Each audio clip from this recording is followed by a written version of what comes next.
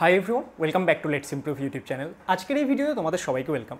জেনপাস Yuji 2024-এর যে কাউন্সিলিংয়ের first রাউন্ডের result সেটা 10ই সেপ্টেম্বর রিলিজ হচ্ছে এবং এই কাউন্সিলিং রেজাল্ট রিলিজ হওয়ার পর তোমাদের কি করতে হবে, দ্যাট ইজ তোমাদের ভর্তি প্রক্রিয়ার জন্য বা আপগ্রেডেশন প্রক্রিয়ার জন্য নেক্সট রাউন্ডে পার্টিসিপেট করার জন্য কি করতে হবে সমস্ত বিষয় নিয়ে আজকের এই ভিডিওতে আমরা কথা বলবো।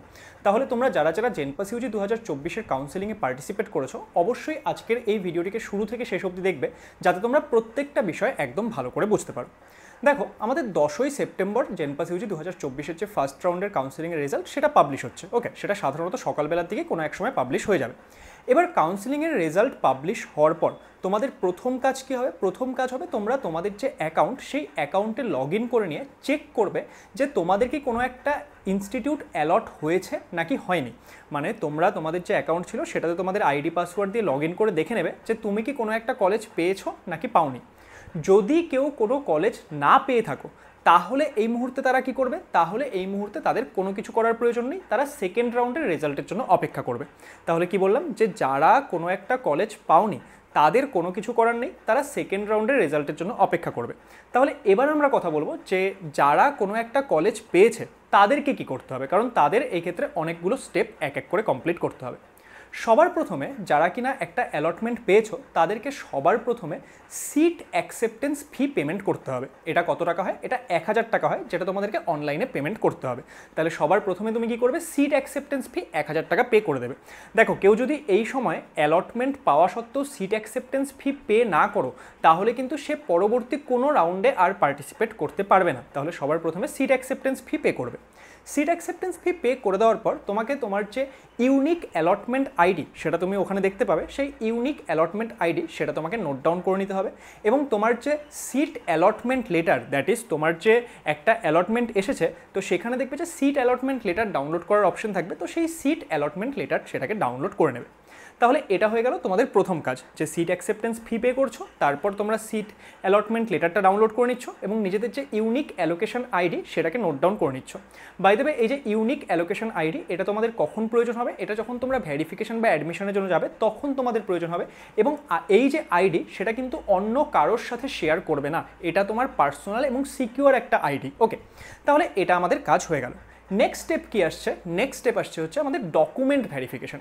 দেখো, যারা একটা অ্যালটমেন্ট পেয়েছো, তুমি ধরো নাও ফার্স্ট রাউন্ডে কোনো একটা অ্যালটমেন্ট পেলে, এবার হতে পারে যে তুমি সেই কলেজটায় ভর্তি হতে চাও বা ভর্তি হতে চাও না, যেটাই হোক তোমাকে কি করতে হবে? তোমাকে সেই কলেজের ডকুমেন্ট ভেরিফিকেশনের জন্য যেতে হবে। এবার ডকুমেন্ট ভেরিফিকেশন কবে থেকে কবের মধ্যে হবে? দেখো, ডকুমেন্ট ভেরিফিকেশনের জন্য টাইম দেওয়া হয়েছে, সেটা হচ্ছে 10ই সেপ্টেম্বর থেকে 14ই সেপ্টেম্বরের মধ্যে। এই টাইমের মধ্যে তোমাদের ডকুমেন্ট ভেরিফিকেশন হবে। এবার তোমার যেই কলেজে অ্যালটমেন্ট এসেছে তুমি কি করবে? তুমি সেই কলেজের সঙ্গে একবার কন্ট্যাক্ট করে নেওয়ার চেষ্টা করবে যে তাদের কোনো পার্টিকুলার টাইম তারা দিয়েছে কিনা যে এই সময়ের মধ্যে তোমাকে আসতে হবে। তাহলে তোমাকে কি করতে হবে? যে যেই কলেজে তোমার অ্যালটমেন্ট এসছে তোমাকে কিন্তু সেই কলেজেই যেতে হবে। ধরো নাও কারোর বাড়ি কলকাতা, কিন্তু তার কোথায় এসছে? নর্থ বেঙ্গল মেডিকেল কলেজে, তাহলে তাকে কিন্তু নর্থ বেঙ্গল মেডিকেল কলেজেই ভেরিফিকেশনের জন্য যেতে হবে। মানে তোমার যেটা অ্যালটমেন্ট এসেছে সেখানেই তোমাকে ভেরিফিকেশনের জন্য যেতে হবে। এবার ভেরিফিকেশনের জন্য যখন তোমরা যাবে তখন তোমাদের বিভিন্ন ডকুমেন্টস নিয়ে যেতে হবে। ডকুমেন্টস রিলেটেড আমরা অলরেডি একটা ভিডিও আগে তৈরি করেছিলাম, স্টিল আমি তোমাদেরকে একবার বলে দিচ্ছি যে কী ডকুমেন্টস তোমাদের প্রয়োজন হবে। দেখো, সবার প্রথমে তোমাদের যেটা নিতে হবে সেটা হচ্ছে তোমাদের seat allotment letter, that is যেটা তোমরা সিট অ্যাকসেপ্টেন্স ফি পে করার পরে ডাউনলোড করছো, সেই সিট অ্যাকসেপ্টেন্স বা সিট অ্যালটমেন্ট যে লেটারটা রয়েছে সেটা তোমাদেরকে ডাউনলোড করে সেটার একটা প্রিন্ট আউট নিয়ে যেতে হবে। বাই দ্য ওয়ে, কেউ কিন্তু স্ক্রিনশট নেবে না। অনেকে তোমরা কী করো যে স্ক্রিনশট নিয়ে সেটাকে প্রিন্ট আউট করে নাও, সেখানে ডাউনলোড করার অপশন থাকবে, সেই ডাউনলোড করে নিয়ে তারপর প্রিন্ট আউট করবে। ওকে, নেক্সট কি ডকুমেন্ট লাগবে তোমাদের? সেটা হচ্ছে তোমাদের র্যাঙ্ক কার্ড। তোমাদের জেনপাস ইউজি 2024-এর র্যাঙ্ক কার্ড রয়েছে, সেই র্যাঙ্ক কার্ডে তোমাদের প্রিন্টেড কপি নিয়ে যেতে হবে। নেক্সট তোমাদের লাগবে হচ্ছে ক্লাস 10-এর অ্যাডমিট কার্ড বা বার্থ সার্টিফিকেট। এটা কিসের জন্য প্রয়োজন? তোমার যে ডেট অফ বার্থ সেটা ভেরিফাই করার জন্য তোমাকে হয় ক্লাস 10-এর অ্যাডমিট কার্ড অথবা তোমার বার্থ সার্টিফিকেট এটা নিয়ে যেতে হবে। নেক্সট তোমার যেটা লাগবে সেটা হচ্ছে ক্লাস 12-এর মার্কশিট, কারণ তোমার ক্লাস 12-এর বিভিন্ন মার্কসগুলো ভেরিফাই করা হবে, তাহলে ক্লাস 12-এর যে মার্কশিট সেটা তোমার এখানে প্রয়োজন হবে। নেক্সট তোমার যেটা লাগবে সেটা হচ্ছে আন্ডারটেকিং। দেখো, এটা নিয়ে আমি আগেও কথা বলেছিলাম, তোমরা অনেকে কনফিউজ ছিল যে এই আন্ডারটেকিংটা আমরা কোথায় পাবো। কাউন্সিলিংয়ের যে নোটিফিকেশনটা এসেছে সেই কাউন্সিলিংয়ের নোটিফিকেশনের একদম লাস্টের আগের পেজে দেখবে একটা আন্ডারটেকিং বলে রয়েছে, সেটাকে প্রিন্ট আউট করে সেটাকে ফিল করে তোমরা সেটাকে নিয়ে যাবে। ওকে, নেক্সট তোমাদের কি ডকুমেন্ট লাগছে? নেক্সট তোমাদের যে ডকুমেন্টটা লাগবে সেটা হচ্ছে আমাদের ইউনিক অ্যালটমেন্ট আইডি যেটা ছিল সেটা তোমরা অবশ্যই নোট ডাউন করে সেটা কিন্তু নিয়ে যাবে, ওকে। এবং যেটা আমি বললাম যে সেই যে ইউনিক অ্যালটমেন্ট আইডি সেটা কিন্তু অন্য কারোর সঙ্গে শেয়ার করবে না। এবার নেক্সট তোমাকে কি নিতে হবে, তোমার যে মোবাইল নাম্বারটা যেটা তুমি এতদিন ফর্ম ফিল আপ করার সময় রেজিস্ট্রেশন সময় ইউজ করেছো সেই মোবাইল নাম্বার সহ মোবাইলটা নিয়ে যাবে, কারণ সেটাতে একটা ওটিপি আসবে, সেই ওটিপির মাধ্যমে তোমাকে ভেরিফাই করাতে হবে, ওকে। নেক্সট তোমার কি লাগছে, যারা ডমিসাইল ক্যান্ডিডেট তাদের যে ডমিসাইল সার্টিফিকেট তোমাদের কি আছে, A1 A2 B এই তিনটে প্রোফর্মা রয়েছে। কেউ যদি সেগুলো সম্পর্কে না জানো সেটা রিলেটেড অলরেডি আমাদের একটা আলাদা ভিডিও রয়েছে, সেটা দেখতে পারো। তো তুমি যেই প্রোফর্মার জন্য এলিজেবল তোমাকে কিন্তু সেই প্রোফর্মাটা নিয়ে যেতে হবে। নেক্সট যারা বিভিন্ন ক্যাটাগরি স্টুডেন্ট থাকছে তাদেরকে নিজেদের যে ক্যাটাগরি সার্টিফিকেটগুলো সেগুলো কিন্তু এই ক্ষেত্রে নিয়ে যেতে হবে। আচ্ছা, বাই দ্য ওয়ে অনেকে এখন জিজ্ঞেস করবে স্যার মেডিকেল সার্টিফিকেট তাহলে কি করবো? মেডিকেল সার্টিফিকেট কখন লাগে? অ্যাডমিশনের সময়। তো কেউ যদি ভাবছো যে অ্যাডমিশন নেবে তাহলে কিন্তু তাকে কি করতে হবে, তাকে যে মেডিকেল সার্টিফিকেট সেটাও নিয়ে যেতে হবে, ওকে। এবার এই যে সমস্ত ডকুমেন্টগুলো নিয়ে আমি কথা বললাম সেই ডকুমেন্টগুলো তোমাদের কি করতে হবে, অরিজিনাল কপিও নিতে হবে এবং তার সাথে এক copy self attested xerox copy নিয়ে যেতে হবে। বাই দ্য ওয়ে এখানে তোমাদের যে EWS certificate, OBC NCL certificate এগুলো যাতে প্রপার ডেটে তৈরি হয়ে থাকে এবং যখন তোমরা ভেরিফিকেশনে যাচ্ছ তখন যাতে সেটা ভ্যালিড হয় সেটা কিন্তু তোমাদের খেয়াল রাখতে হবে। তাহলে তোমরা কি করছো, সমস্ত ডকুমেন্টস নিয়ে তোমাদের যেই কলেজে অ্যালটমেন্ট এসেছে সেখানে তোমরা ভেরিফিকেশনের জন্য যাচ্ছ। এবার ভেরিফিকেশনের সময় কি হতে পারে, ভেরিফিকেশনের সময় এক নম্বর হতে পারে যে তোমার ভেরিফিকেশন প্রসেস কমপ্লিট হয়ে গেল, ওকে। আরেকটা কি হতে পারে যে তুমি যে ডিটেলসগুলো দিয়েছিলে এবার ভেরিফিকেশনের যখন তুমি গেলে তখন কি দেখা গেল, সেই ডিটেলসগুলো মিলিয়ে দেখা গেল যে তোমার দেওয়া যে ডিটেলসগুলো ছিল তার সঙ্গে সেগুলো মিলছে না।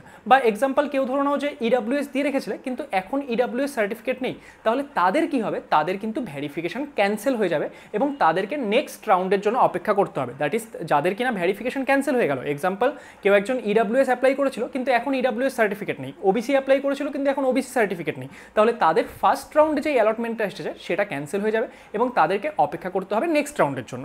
তাহলে এবার আমরা কাদেরকে নিয়ে কথা বলবো, যাদের ভেরিফিকেশন কমপ্লিট হয়ে গেল। এবার দেখো ভেরিফিকেশন কমপ্লিট হওয়ার পর তোমার কাছে দুটো চয়েস আছে, যে হয় তুমি ভর্তি হতে পারো, আদারওয়াইজ তুমি নেক্সট রাউন্ডের জন্য আপগ্রেড করাতে পারো।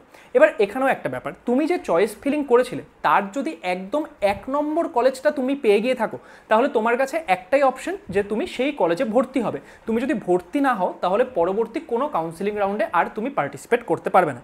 এবার যাদের ধরো 2 নাম্বার বা পরবর্তী কোনো চয়েস এসছে তারা এই ক্ষেত্রে কি করতে পারো, তাদের যদি মনে হচ্ছে তোমরা ওই কলেজটায় ওই কোর্সেই ভর্তি হবে তাহলে তোমাদের সেই কলেজের যে অ্যাডমিশন প্রক্রিয়া থাকবে সেই অ্যাডমিশন প্রক্রিয়া কমপ্লিট করবে এবং তোমরা নো আপগ্রেডেশন ফর্ম জমা দেবে।